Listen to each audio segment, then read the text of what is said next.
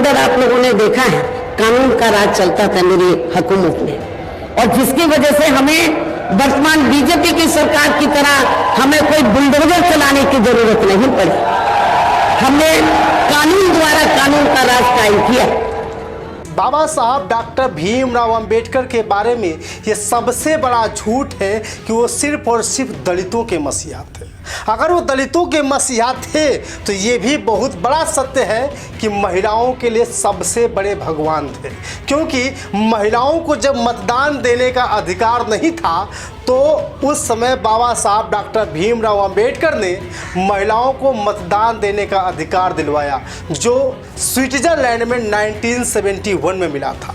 जब महिलाएं घरों में कैद हुआ करती थी, जो महिलाएं घर से बाहर नहीं निकल पाती थी, जिन महिलाओं को पढ़ने का अधिकार नहीं हुआ करता था, उस समय बाबा साहब डॉक्टर भीमराव अंबेडकर ने मातृत्व का अवकाश दिलवाया, जो अमेरिका जैसे सबसे बड़े देश में 1993 में मिला था।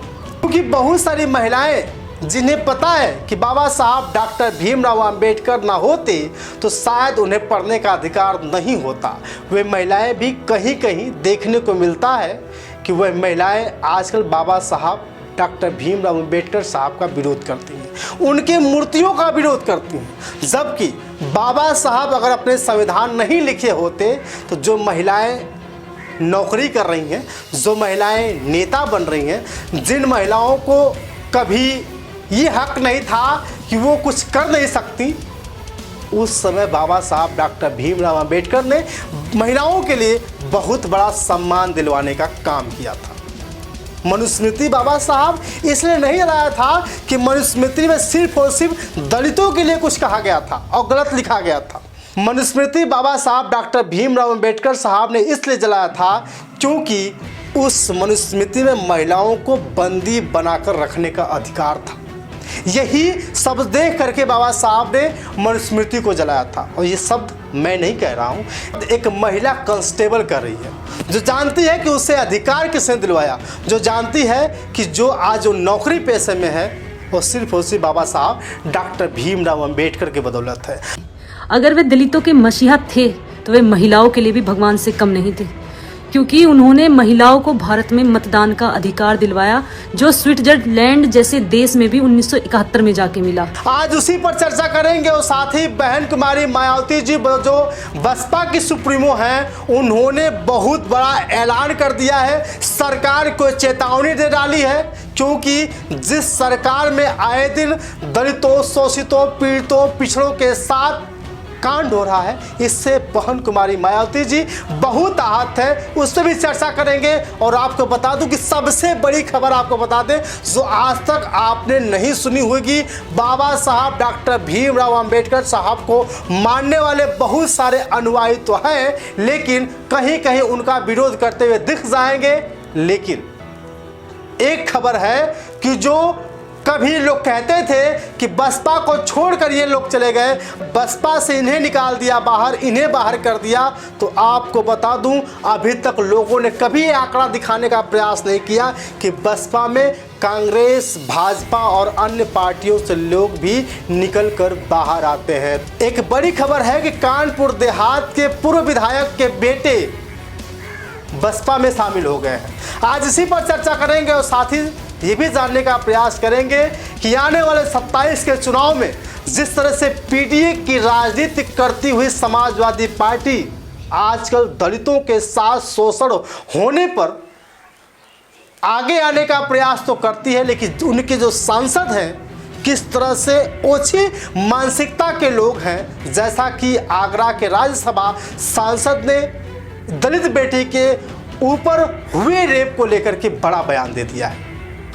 आज इसी पर चर्चा करेंगे, तो इसलिए आपसे निवेदन है कि चैनल को सब्सक्राइब कर लीजिए, वीडियो को अंत तक भी देखिए, शेयर भी करिए, लोगों को बताइए कि सत्या एक्सप्रेस को मजबूत करें, क्योंकि आप ही मेरी जान हैं, आप ही मेरी आन है, आप ही मेरे अभिमान हैं। अगर आपने एक वीडियो शेयर किया, एक वीडियो को लाइक किया तो मुझे बहुत अच्छा लगेगा और मैं लगातार ऐसी खबरें दिखाने का प्रयास करता रहूँगा। तो साथियों, आपको बता दूं कि जिस तरह से महिला कांस्टेबल ने कहा कि बाबा साहब डॉक्टर भीमराव अंबेडकर साहब के बारे में झूठ है कि दलितों के ही मसीहा थे, तो उन्हें साबित कर दिया कि बाबा साहब डॉक्टर भीमराव अंबेडकर दलितों के नहीं बल्कि महिलाओं के लिए भी भगवान थे, पिछड़ों के लिए भी भगवान थे, अन्य समाज के लिए भी भगवान थे। क्योंकि बाबा साहब ना होते तो शायद ये कानून ना होता, ये उन्हें हक और अधिकार नहीं मिलता, महिलाओं को पढ़ने का अधिकार नहीं होता, आज भी बद से बदतर की ज़िंदगी जी रही होते।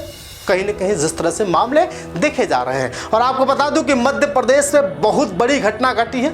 मध्य प्रदेश के मुरैना में जब बाबा साहब डॉक्टर भीमराव अंबेडकर साहब का जुलूस निकाला जा रहा था, तो उस जुलूस के दौरान कुछ लोग आते हैं, सामंतवादी लोग, जो उस भीड़ पर वार कर देते हैं, हमला कर देते हैं, जिसमें कई लोग घायल होते हैं, जिसमें एक दलित युवक मारा जाता है।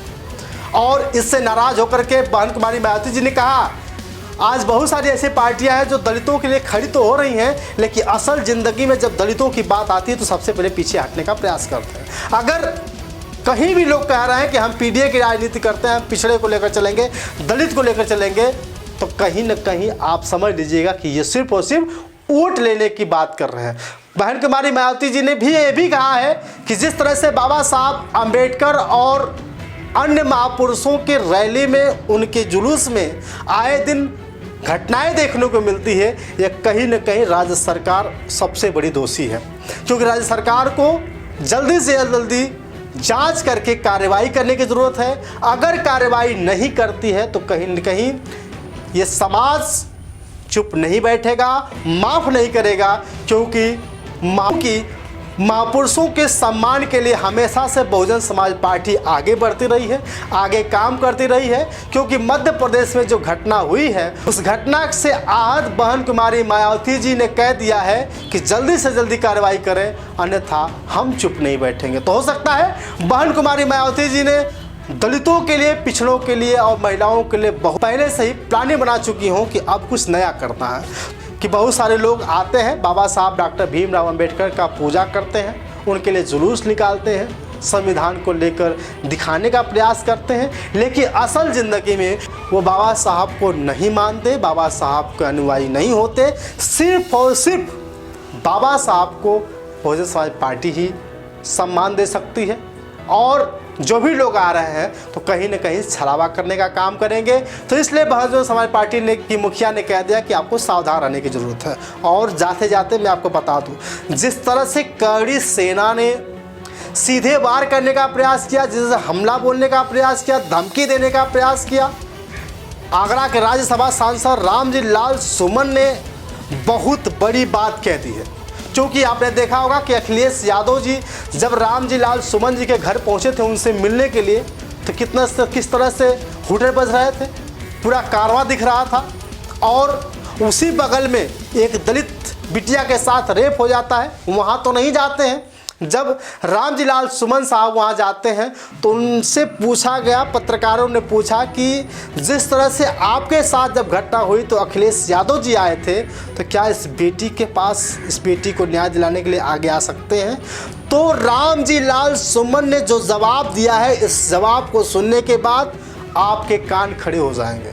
उन्होंने कहा है कि ये बहुत बड़ी घटना नहीं है, ये बहुत छोटी घटना है, और इस छोटी घटना की वजह से ये सब काम मैं कर लूँगा, ये सब न्याय मैं दिलाने के लिए प्रयास करूँगा, जहाँ तक बन सकेगा मैं प्रयास करूँगा, और ये बहुत बड़ी घटना नहीं है। तो रामजी लाल सुमन भले ही समाजवादी पार्टी के दलित सांसद हों, लेकिन उनके अंदर जो कीड़ा भरा है वो मनुवादी विचारधारा का भरा है। आपके ख्याल क्या है, कमेंट करके बताइएगा। आप क्या सोचते हैं इस मामले में, कमेंट करके बताइएगा। जैसा कि मैंने आपको बताया कि उत्तर प्रदेश के कानपुर देहात से बहुत बड़ी खबर आ रही है कि जो पूर्व विधायक रहे स्वर्गीय मथुरा प्रसाद जी, उनके बेटे कैप्टन इंद्रपाल सिंह जी बहुजन समाज पार्टी में शामिल हो चुके हैं। क्योंकि पहले वो कांग्रेस में हुआ करते थे। मथुरा प्रसाद जी के बारे में बता दें कि वो कभी मंत्री हुआ करते थे, इस दुनिया में नहीं है, लेकिन उनके बेटे इंद्रपाल सिंह पाल जी बहुजन समाज पार्टी में शामिल हो चुके हैं और अब बहुजन समाज पार्टी के साथ मिलकर अपनी राजनीति की शुरुआत करेंगे। और लड़ाई दमखम से होगी। 27 के चुनाव में क्या होगा लगातार दिखाने का प्रयास करेंगे। उत्तर प्रदेश के बाद बिहार पहुंच रहे हैं, बिहार का भी चुनाव कवर करके दिखाएंगे। बाकी आपके शुक्रिया।